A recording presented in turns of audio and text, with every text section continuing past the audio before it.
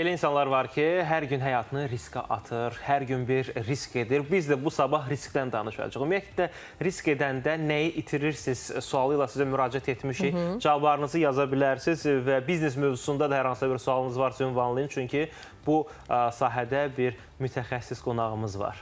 Biznes konsultantı, davranış iqtisadçısı Fərhad Pərvizi bu səhər bizlə bərabərdir. Fərhad bəy, sabahınız xeyir olsun.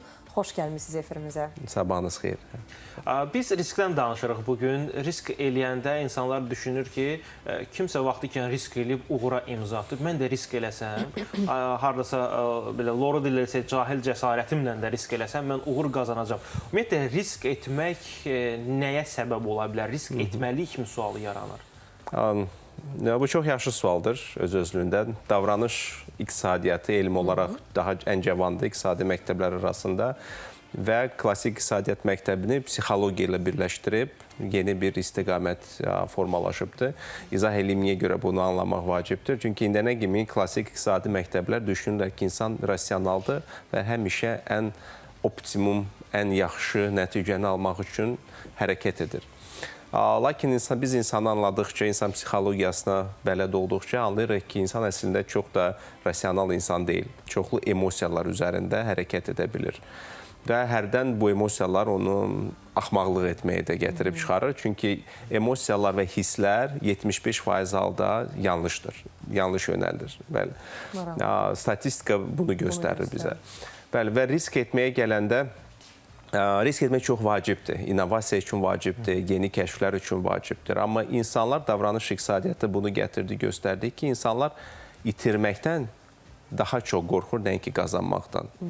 Yəni ki, ona görə adətən biz həyatımızı 9-dan 6-ya kimi ofis işlərində həyata keçiririk. Çox nadir insan özünü, öz xəyalların arxasıca qaçmağını risk altına qoyur.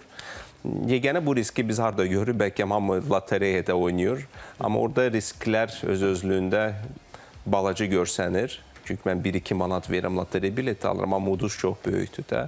Və ümumiyyətlə bu tipli yanaşmalar, lotereyalar insan psixologiyasını, onun zərifliyini, ön yarğılarını çox yaxşı sui-istifadə edir, deyə bilərik.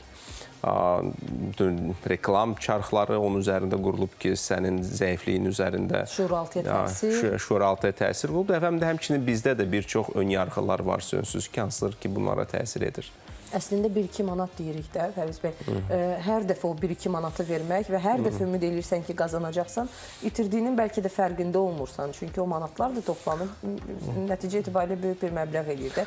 İnsanlar ümumiyyətlə niyə risk edirlər? Əgər biz bu kiçik risklərdən danışırıqsa, gəlin deyək ki, götürək bu lotereyaları, izah eləyək. İnsanlar onu anlamalılar ki, onların lotereya udmaq şansı 1-in 1 milyonadır. Amma indi mən buradan çıxıb mənim maşın vurmaq şansım 1-in 1000-ədir. Yəni ki, mən buradan sağ çıxmamağımın ehtimalı 1000 dəfə çoxdur ki, mən lotereyanı udacağım. Amma insanlar bunu görmür, təəssüflər olsun.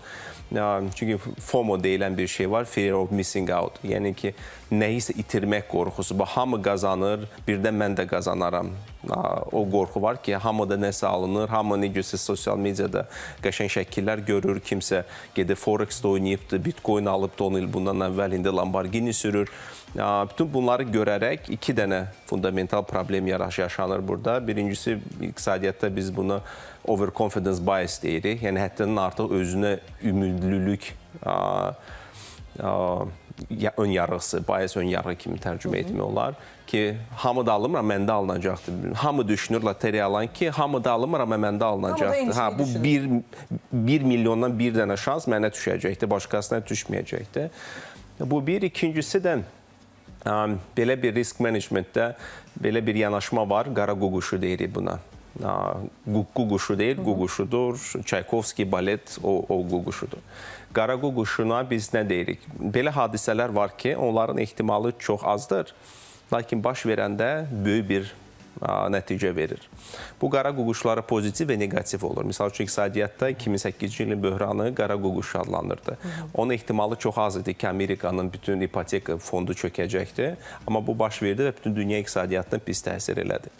Lakin bu qara ququşların pozitiv tərəfi də var. Misal üçün, Tom Cruise-u götürək. Biz Tom Cruise-a baxırıq, qəşəngdir, yaraşıqlıdır, uğurludur, pulu var. Məndən artıq az qal 70 yaşında kaskadörlük eləyir, falan eləyir. Və cavan oğlanlar Tom Cruise-a baxaraq ruhlanır. Mən də aktyor olmaq istəyirəm. Yeganə bir şey anlamırlar ki, Tom Cruise-un arxasında milyon dənə uğursuz aktyor durubdur. Kim ki Tom Cruise olmaq istəyibdi və Tom Cruise ola bilməyibdi. Mən ona görə deyirəm, bilirsinizmi, orta statistik mühasib, orta statistik aktyordan qat-qat yaxşı pul qazanır. Amma təəssüf olsun ki, mühasiblər barədə heç kim film çəkmir də. Yəni ki, kim gedir mühasib barədə danışır ki, mənim oğlum böyük mühasibdir də, baş mühasibdir. Amma istəyir ki, mənim oğlum celebritydir. Üzdə olanları seçir. Üzdə olanları seçir və əslində bütün bu reklamlar, üzdə olanlar bir adamı gətirir, o 1 milyondan bir nəfər kim ki qazanır, onu çıxardırlar üzə, başlayırlar ondan müsahibə götürməyə, onu promot etməyə və insanlar da baxır, düşünür ki, mən də belə ola bilərəm. Yəni ki, insanın bu zərifliyini, bu ön yarğılarını çox yaxşı istismar edirlər. Onda burada araşdırma mövzusu öz sözünü deyir. Mən etiraf edəcəm. Ətrafımda, indi bilmirəm mənim ətrafımdakılar elə düşünür yoxsa yox. Tez-tez dostlar tərəfindən, tanışlar tərəfindən biznes qurmaq lazımdır. Hansı biznesi ideyaya yönəlik, hansı istiqamətdə biznes qurmaq istəyir. Çoxu bunu istəyir müəyyən bir məbləğlə. Yəni həqiqətən də ölkədə elə bir şərait yaradılıb ki, sən kredit də götürə bilirsən, o kredit məbləği ilə hər hansı bir biznesi də qurmağın mümkündür. Araşdırmadan risk etməliyik araşdıraraq, yəni araşdırılan mövzu risk adlanır, yoxsa elə məbləği götürdük, nə olacaqdır, o qədər uğursuzluq üzərində uğur qazanan var ki, biz də uğursuzluğumuzdan bir təcrübə qazanacaq. Bu istiqamətdə tövsiyəniz nədən ibarətdir? Çünki bugün də biznes qurmaq istəyən gənclərin sayı çoxdur, bu da sevindirici haldır. Mən düşünürəm, bugün biz belə bir cəmiyyətdə yaşayırıq, hamı pul qazanmaq istəyir, hamı biznes qurmaq istəyir, amma bu cür heç nə eləmir. Yəni, sonunda əməl yoxdur. Yəni, ideyanı generasiya etmək, ideya sahibi olmaq çox asandır, hamının ideyası ola bilər. O ideyanın reallaşdırılması var. Yəni ki, sən oturmalısan, tədbirlər planı yazmalısan, bir-bir onun üzərinə getməlisən, hər bir şeyi götür-qoy etməlisən. Mən biznes konsultanlar öz təcrübəmdə nəyi müşahidə etmişəm, haradasa sizə paradoksal ola bilər. Həddindən çox təhsil almış insanlar adətən həddindən çox düşünür və onları reallaşdırmaq, onlar başlayırlar biznes plan qurmağa, bu riski anlamağa, bu analiz edilir, bu analiz və bunlar bunu edənə kimi heç bir təhsili olmayan, lakin çox yaxşı enerjisi olan insan bütün bunları görmədən işləməyə başlayır, gedir edir, plan qurmadan, girir işin içinə. Riskləri nəzərə almır. Riskləri nəzərə almır, xəbəri olmadan girir bu biznesin içinə və çox yaxşı uğur qazanır. O birisi oturub biznes plan yazır, bu isə artıq birinci ideyanı dənədə alınmadı, ikinci ideyanı dənədə alınmadı, üçüncü ideya artıq dənədir. Dəfə tutdu. Mən ona görə deyirəm ki, əməl etmək, işi görmək çox vacibdir, ideya sahibi olmaq azdır. Ona görə bəlkə bu ağıllı insan paradoksu mən belə adlandırıram bunu ki, sən həddindən artıq çox düşünməyə girirsən, həddindən artıq çox analizlərə girirsən, riskləri daha yaxşı görürsən, özünü qorxudursan, sən gözün qorxur, sən düşünürsən ki, yox, bəlkə getməyim. O isə ümumiyyətlə bunları görmür, deyir, gedim, nəysə var, kimdən qovumdan, əqrabadan biraz pul verir. Dərhal ver, çünki düşünsən yayınacaqsan. Düşündükcə problem yaşanır. Mən cavanlarda təsirlər olsun ki, ideya generasiyasını görürəm, amma ideyanın icraatını mən görmürəm. Bu bir qədər ləngir bu məsələ. Bir dənə də, üzr istəyirəm Aynur, sual ondan ibarətdir ki, siz vurğuladınız ki, hər hansısa bir araşdırmanı etməyən, təhsili az olan gənc artıq əmələ keçir, bir işə alınmayanda o birisinə keçir. Siz nə məsləhət görürsünüz? Məsələn, hər hansısa bir biznesində uğursuzluğa düçar olan və yaxud yaxşı inkişaf tendensiyası müşahidə etməyən bir şəxs həmin biznes üzrə yenidən dərinləşdirməlidirmi biliklərini inkişaf elətdirsin, yoxsa alınmırsa başqa keçsin, əgər bu qədər biznes yönümlüdürsə? Ümumiyyətlə, uğurlu biznes iki dənə fundamental davranışı sevir. Risk götürməyi, bir də səbirli olmağı. Bu iki dənə fundamental bilikdən daha vacib bunlardır. Biz onu nəzərə almalıyıq ki, bizdə Azərbaycan dilində bu sözün düzgün tərcüməsi yoxdur. Türklər buna girişimçilik deyirlər, entrepreneurship. Biz bunu sahibkar adlandırırıq, hansı ki biznesi qurur. Amma biznesi quran insan sahibkar deyil. Biznesi quran sahibkar, o girişimçi, onun çox böyük enerjisi var. Çox yaxşı bir vizyonu ola bilər, amma o pulu da ola bilsin ki, yoxdur, çox kasıbdır, gedir həmin o sahibkarlardan, kapitalistlərdən, banklardan, qovumlardan pul toplayır və bunun icrasına başlayır. Yəni ki, bu girişimçilik kafası, zəkası çox nadir adamlarda var. Və hətta olanların arasında ilk 1 ildə 50% uğursuz olur. İlk 5 ildə bizneslərin 95% iflasa uğrayır. Yəni ki, bunu nəzərə almaq lazım. 95% almaq lazım. Böyük göstəricidir. Bəli, biz sadəcə uğurlara görürük. Kim ki o 5% sonda sağ qalanları.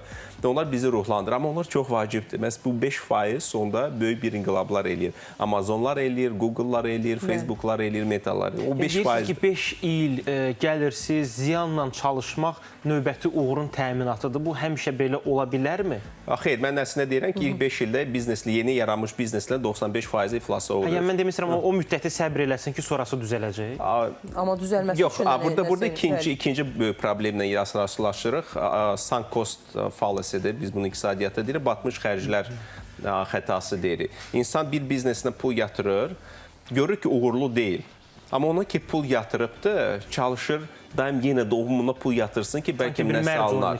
Çünki bu batmış xərcdir onun üçün. Misal üçün, geri qaytarmaq istəyirdi. Lori dildə bir dənə ayaqqabı almışıq, xoşumuza gəlibdir. Amma 2 dəfə geyinəndən sonra gör ki, ayağımızı sıxır. Amma bahadır da, pul vermişik. Özü məcburən toylara zada geyindirirsən, sonra da əziyyət çəkirsən də ki, ayaqların ağrıdır falan. Eyni şey də biznesdə baş verir və bir çox biznesmenlərin fundamental problemi odur. Onlar uğursuzluğu görən kimi gəlir çıxsınlar. Görürlər ki, ideya işləmir. O qədər ona pul yatırıb, yenə də iflasa uğramaq lazım deyil. İnnovasiya eksperimentlər nəticəsində gəlir. Sən gələ eksperiment eləyəsən, uğursuz oldu, növbəti eksperimentə keçir. Uğursuz oldu, növbəti eksperimentə keçirsən. Yəni eyni yerdə dayanıb onun üzərində. Bəli, siz istənilən bir innovator, istənilən bir uğurlu adama yaxınlaşır, soruşur. Deyək ki, biz sadəcə bəlkə onların 10-cu biznesini görürük uğurlu. Onlar ondan 9 dənə uğursuz biznesi biz görmürük. Amma onlar dayanmadan dəniyirlər, yeni ideyaları dəniyirlər, keçirlər və 10-cunu görürlər və adətən Azərbaycanda uğursuzluq barədə çox da danışmaq sevmirlər da. Tam uğur barədə danışmağı sevir. Qaliblər müzakirə olunmur və onlar haqqında danışırlar. Yəni ki, podkastları da qulaq asırsanız, hamısı uğur hekayəsi danışır. Heç kim uğursuz hekayəsi danışmır. Çox nadir hallarda kimsə uğursuz hekayəsini danışır. Bəli. Və bu da insanları çaşdırır. Onlar düşünürlər ki, bir dənə ideyam var, indi oradan pul götürəcəm, kredit eləyəcəm və dərhal milyonçu olacağam. Təəssüf olsun ki, elə olmayacaq. 10 il zülüm çəkəcəksən. Uğur hekayələri də elə səslənir axı, biraz reklam olunanda bu barədə danışan. Fərhad bəy, bir risk eləməyə qorxanlar var, dediyiniz kimi, çox təhsillidirlər, danışırlar bu barədə. Bir də dayanmadan risk eləyən insanlar var ki, bax, onlara nə tövsiyə edirsiniz? Heç qorxmurlar riskdən, burada alınmadı. Bu böyük itkilərə də səbəb olur, bu mərc oyunlarına da aid ola bilər, loteriyalara da aid ola bilər. Mərc oyunlarını ümumiyyətlə qəti əleyhinə, mərc oyunlarına heç vaxt olmaz. Bu lazımsız insan psixologiyasının istismarıdır. Əgər biznesdirsə, biznesdə mütləq risk olmalıdır. Mütləq buna davam etsinlər və qorxmasınlar. Yəni ki, uğursuzluqlar öyrədir. Uğursuzluğa biz mənfi stimul kimi baxsaq, bu dünyanın mühərriki dayanar. Yəni, uğursuzluq sadəcə bir dərsdir. Anladıq ki, bu lazım deyil bazara, növbəti ideya keçə görə başqa nə lazımdır. Və bu cür düşüncə tərzinin saxlanması girişimçilər üçün, sahibkarlar üçün çox vacibdir. Biz sizə təşəkkür edirik. Çox qəşəng mesajlar verdiniz. Tamaşaçılarla da inanırıq, sualları çoxdur. Amma bugünlük, bu dəfəlik bu qədər deyirik. Yeni görüşərik sizinlə. Çox sağ olun. Biznes konsultantı, davranış iqtisadçısı Fərhad Pərvizi bizdən bərabər idi.